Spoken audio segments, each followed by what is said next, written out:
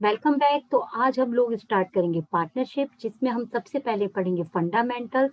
तो ये आपका पार्टनरशिप बहुत लंबी जर्नी है। आप इसमें फंडामेंटल्स के बाद और भी टॉपिक्स पढ़ेंगे इसके अंदर। तो ये आपका बेसिक है, इसे आप बहुत ध्यान से पढ़िएगा। और बट उससे पहले एक बात, अगर आप मेरे चैनल पर नए हैं तो मेरे चैनल को सब्सक्राइब कीजिए and don't forget to hit the bell button so that you can get update about my new lectures on maths and accounts। तो स्टार्ट करते हैं पार्टनरशिप से। तो देखिए, सबसे पहले आपको पार्टनरशिप के बारे में पता होना चाहिए, तभी हम उसके फंडामेंटल सीख पाएंगे। तो यहाँ पर आपको दिख रहा है कि पार्टनरशिप की डेफिनेशन है एक। तो पार्टनरशिप क्या है? Partnership is the relation between persons. तो किसके बीच का रिलेशन है? पर्सन्स के बीच का रिलेशन है। हु हैव एग्रीड, यानी उन लोगों के बीच में आपस में एग्रीमेंट हो गया है। किस चीज को लेकर एग्रीमेंट हुआ है? To share profit and loss. तो दैट मीन्स वो प्रॉफिट एंड लॉस शेयर करेंगे ऑफ ए बिजनेस। किसका शेयर करेंगे प्रॉफिट? बिजनेस का करेंगे। कैरिड ऑन, और वो बिजनेस कौन लेके चलेगा? Carried on by all or any of them. तो इसमें हमें 5 एसेंशियल पॉइंट्स मिले हैं। दैट मीन्स हमारी पार्टनरशिप के 5 फीचर्स होते हैं। सबसे पहले ये पार्टनरशिप रिलेशन है किसके बीच का? पर्सन्स के बीच का। तो सबसे पहला आपका फीचर क्या हो गया? सबसे पहला फीचर हो गया टू और मोर पर्सन्स। तो सबसे पहला फीचर है आपका टू और मोर पर्सन। तो पहला फीचर है किसी भी पार्टनरशिप के लिए किसका होना जरूरी है? टू और मोर पर्सन। सेकंड हमने क्या कहा था? Who have agreed. That means उन लोगों के बीच में क्या जरूरी है? एग्रीमेंट। तो सेकंड हमारा की पॉइंट इसके अंदर हो गया एग्रीमेंट। तो एग्रीमेंट यहाँ पर आप दो तरीके से कर सकते हैं, रिटन एंड ओरल। तो रिटिन में आप अगर करते हैं तो उसका एक नाम होता है जिसे हम बोलते हैं पार्टनरशिप डीड। उसे हम क्या बोलते हैं? Partnership deed. और ओरली आप लोग एग्री करेंगे तो ये आपका अलग है। फिर है आपका शेयरिंग प्रॉफिट एंड लॉस। तो दैट मीन्स उन लोगों के बीच में प्रॉफिट क्या होना चाहिए? शेयरिंग। तो थर्ड आपका एलिमेंट क्या हो गया? Profit sharing, profit and loss sharing.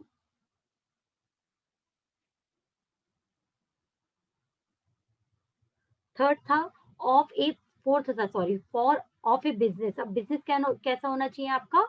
Lawful. तो आपका फोर्थ पॉइंट हो गया लॉफुल बिजनेस। तो आप जो पार्टनरशिप मिलके कर रहे हो जिस बिजनेस के लिए, वो बिजनेस कैसा होना चाहिए आपका? लॉफुल। फिफ्थ आता है आपका कैरीड ऑन बाय ऑल, यानी सभी लोग वो बिजनेस को कैरीड ऑन कर रहे हो या फिर उनमें से कोई भी एक। तो carried on, business carried on by all or any of them.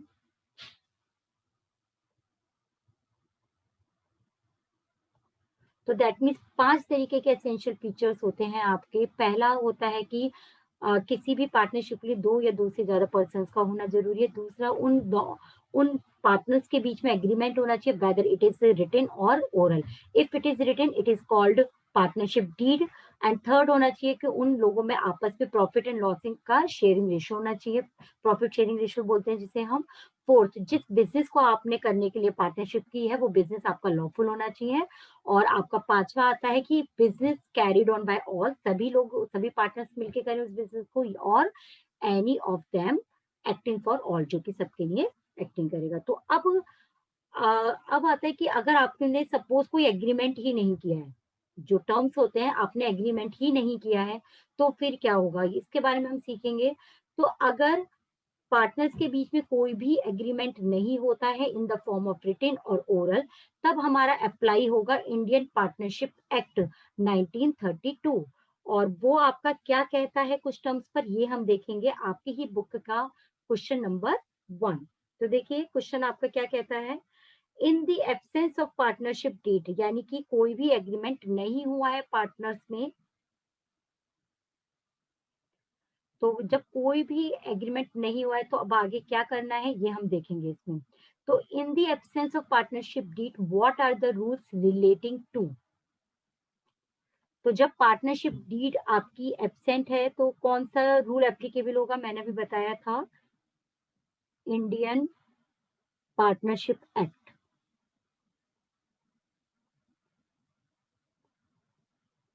Act 1932।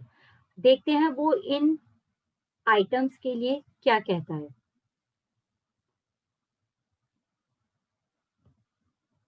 तो सबसे पहला है आपका सैलरीज ऑफ पार्टनर्स। तो सैलरीज ऑफ पार्टनर अगर पार्टनरशिप डीड अलाउ नहीं कर रही है तो सैलरीज ऑफ पार्टनर आप नहीं देंगे। Interest on loan by partner, interest on loan, loan दिया है पार्टनर ने तो in the absence of partnership it will be allowed at the rate 6% per annum. Okay, फिर है आपका इंटरेस्ट ऑन पार्टनर्स ड्राइंग्स, ये भी आपकी चार्ज नहीं होंगी in the absence of partnership deed, तो ये भी आपकी क्या नहीं होंगी, चार्ज नहीं होंगी। इंटरेस्ट ऑन पार्टनर्स कैपिटल ये भी आप नहीं दोगे तो ये भी आपका क्या हो जाएगा, नहीं देंगे। डिवीजन ऑफ प्रॉपर्टी, यस, अगर आपकी पार्टनरशिप डीड ने आपके बीच में कोई एग्रीमेंट ही नहीं हुआ है तो प्रॉफिट शेयरिंग रेशियो आपका रहेगा इक्वल। तो यहाँ पर आपका प्रॉफिट शेयरिंग रेशियो क्या हो जाएगा, इक्वल। फिर है आपका interest on loan to partners, तो ये भी आपका नहीं लगेगा। तो दैट मीन्स आपको दो चीजें याद रखनी है केवल, अगर इंटरेस्ट, अगर आपका पार्टनरशिप डीड नहीं है दैट मीन्स आपके बीच में कोई एग्रीमेंट ही नहीं हुआ है इन रिटन फॉर्म और ओरली, तो आपको दो चीजों का ध्यान रखना है, केवल आप प्रॉफिट देंगे, profit sharing ratio will be equal, and interest on loan, अगर कोई लोन दिया है पार्टनर ने तो उसमें अलाउ होगी आपको 6% पर एनम से। तो ये आपका हो गया क्वेश्चन नंबर 1 टीएस ग्रेवाल का। तो हम एक और देखते हैं इसका, आपका ये इलस्ट्रेशन है बुक का है, नहीं ये क्वेश्चन है ये वाला तो आपका टीएस ग्रेवाल का। इसमें क्या क्या कहा है, Harshad and Dhiman are in partnership, partnership में है but there is no partnership agreement, यानी कोई भी एग्रीमेंट नहीं हुआ है, तो हमें दो चीजों का ध्यान रखना है कि profit sharing ratio will be equal and interest on loan will B eight the rate 6%। ठीक है, तो ये लोग कैपिटल कंट्रीब्यूट कर रहे 4 लाख और 1 लाख।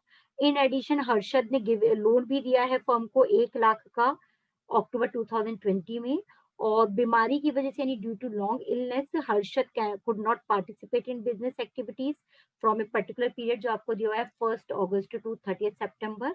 प्रॉफिट आपको दिए हुए हैं ईयर के एंड में 1,80,000। तो इन्होंने कहा कि कुछ बातों को लेके इन दोनों के बीच में डिस्प्यूट हुआ है, तो देखते हैं कि क्या डिस्प्यूट हुआ है।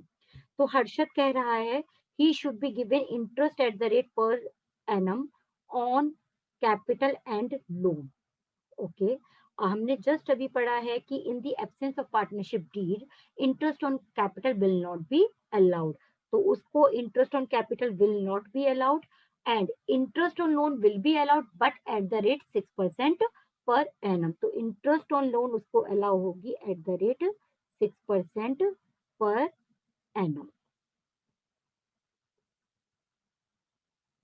और तो उसका claim regarding interest on capital and regarding interest on loan eight the rate percent 10% is not correct, is not valid. Profit should be distributed in the ratio of capital, so in the absence of partnership deed profit should be distributed in equal ratio, so Harshad claim is not valid regarding profit sharing ratio। अच्छा okay, Dhiman का देखते हैं, Dhiman claim कर रहा है profit should be distributed equally, उसका जो claim है वो वैलिड है क्योंकि in the absence of partnership deed profit should be distributed equally, तो यहाँ पर इसका क्लेम राइट है। He should B allowed 2000 per month as remuneration for the period has he managed the business in the absence of Harshad, in the absence of partnership deed salary और remuneration will not be allowed, तो यहाँ पर उसका claim valid नहीं है। अब उसने यहाँ पे कहा है कि interest on capital and loan should be allowed at the rate 6% per annum. तो देखो यहाँ पर आप ये देखो, जो लोन दिया है केवल हर्षद ने दिया है, धीमन ने नहीं दिया है। ठीक है, तो इसका मतलब उसको इंटरेस्ट ऑन लोन भी नहीं अलाउ होगा और इंटरेस्ट ऑन कैपिटल भी अलाउ नहीं होगा, तो यहाँ पर भी उसका क्लेम क्या है, गलत। तो इस तरीके से आप इन लोगों का डिस्प्यूट सेटल कर सकते हैं लिख के। तो अब हम एक इलस्ट्रेशन देख रहे हैं आपकी बुक का ही। ये आपकी बुक टीएस ग्रेवाल का इलस्ट्रेशन नंबर 2 है।